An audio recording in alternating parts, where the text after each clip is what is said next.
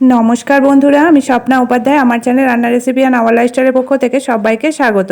আজ আমি আপনাদের সঙ্গে শেয়ার করব দারুণ স্বাদের কাতলা মাছের রেসিপি। জিরে বাটা দিয়ে কাতলা মাছের কাঁচকলা দিয়ে ঝোল। আর এটা শরীরের পক্ষে আমাদের খুবই উপকারী আর হজমও হয় খুবই তাড়াতাড়ি। আসুন তাহলে দেখে নিই এই রেসিপিটা আমি কিভাবে খুবই হালকা পাতলা করে বানাবো। এখানে নিয়ে নিয়েছি একটা কাতলা মাছ, ভালো করে কেটে বেছে ধুয়ে পরিষ্কার করে নিয়েছি। এবার মাছের গায়ে লবণ হলুদ ভালো করে মাখিয়ে নিতে হবে। দিয়ে দিলাম বেশ খানিকটা পরিমাণ হলুদ, আর এর মধ্যে দিয়ে দেব বেশ খানিকটা পরিমাণ লবণ হলুদ মাছের গায়ে ভালো করে মাখিয়ে নিয়ে এটাকে 15 থেকে 20 মিনিটের জন্য রেখে দেব। তাতে করে মাছগুলোর মধ্যে লবণ হলুদ ভালোভাবে সেট হয়ে যাবে আর মাছগুলো খেতেও মিষ্টি লাগবে। এখানে নিয়ে নিয়েছি একটা কাঁচকলা বড় বড় টুকরো করে কেটে আর খোসা ছাড়িয়ে নিয়েছি টমেটো আর নিয়েছি আলু আর কাঁচা লঙ্কা। মাছ ভাজার জন্য দিয়ে দিচ্ছি কড়াইয়ে বেশ খানিকটা পরিমাণ রিফাইন্ড অয়েল। তেলটা প্রথমে হাই হিটে গরম করে নিয়েছি। এবার দিয়ে দিলাম 1 চিমটে লবণ আর হলুদ, যাতে করে মাছগুলো ভাজার সময় গায়ে ছিটকাবে না আর ফাটবেও না। এবার কয়েক টুকরো কাতলা মাছ দিয়ে এটাকে এক পিঠ ভেজে নেব।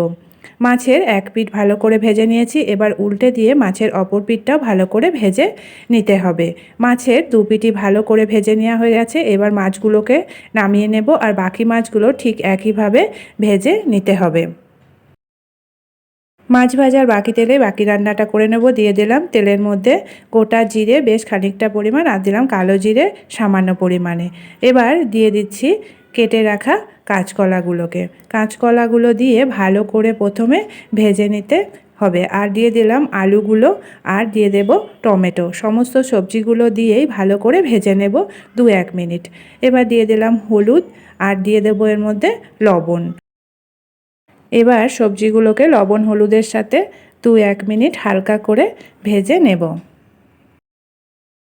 সবজিগুলো 1-2 মিনিট ভেজে নিয়েছি। এবার দিয়ে দিলাম চেরা কাঁচা লঙ্কা স্বাদ মতো আর দিয়ে দিলাম জিরে বাটা। এটা আমি শিলপাটায় বেটে নিয়েছি। এবার এর মধ্যে সামান্য পরিমাণ জল দিয়ে আবারও 1-2 মিনিট কষিয়ে নেব। সবজিগুলো জিরে বাটার সঙ্গে কষিয়ে নেওয়া হয়ে গেছে। এবার এর মধ্যে দিয়ে দেব পরিমাণ মতো জল, যাতে করে একটু পাতলা ঝোলও থাকবে, আবার সবজিগুলোও ভালোভাবে সিদ্ধ হয়ে যাবে। দিয়ে দিয়েছি পরিমাণ মতো জল আর দিয়ে দিলাম স্বাদ অনুসারে সামান্য পরিমাণে চিনি। এবার একটা ঢাকা দিয়ে এটাকে বেশ কিছুক্ষণ রান্না করে নিতে হবে, যাতে করে সবজিগুলো ভালোভাবে সিদ্ধ হয়ে যায়। এবার দেখে নেব সবজিগুলো ভালোভাবে সিদ্ধ হয়েছে কিনা। দেখেই বোঝা যাচ্ছে সবজিগুলো কিন্তু ভালোভাবে সিদ্ধ হয়ে গেছে। কাঁচকলা আলু আর ঝোলটা খানিকটা ঘনও হয়ে গেছে। এবার এর মধ্যে দিয়ে দিচ্ছি বেশ কিছুটা পরিমাণ ধনেপাতা কুচি। তাতে করে ঝোলের মধ্যে একটা সুন্দর স্মেল আসবে আর খেতেও ভালো লাগবে। আর ধনেপাতা কিন্তু সবজির মধ্যে খাওয়াও ভালো, শরীরের পক্ষেও উপকারী। এবার এর মধ্যে দিয়ে দিচ্ছি ভেজে রাখা মাছগুলো দিয়ে ঝোলের মধ্যে ভালো করে মিশিয়ে দিয়ে হাই হিটে ফুটতে দেব, যাতে করে ঝোল আর মশলা মাছের মধ্যে ভালোভাবে ঢুকে যায়। তৈরি হয়ে গেল দুর্দান্ত স্বাদের রেসিপি কাতলা মাছের ঝোল কাঁচকলা দিয়ে আর জিরে বাটা দিয়ে। এরকম হালকা পাতলা ঝোল আপনারা চাইলে আমার মতো করে রেসিপিটা একবার বাড়িতে বানিয়ে দেখতে পারেন। আশা করি সকলের খুবই ভালো লাগবে। ভালো লাগলে লাইক শেয়ার কমেন্ট করবেন। আর আমার চ্যানেলকে এখনও যারা সাবস্ক্রাইব করেনি প্লিজ সাবস্ক্রাইব করে নেবেন। আর আমার ফেসবুক পেজটি প্লিজ ফলো করে নেবেন।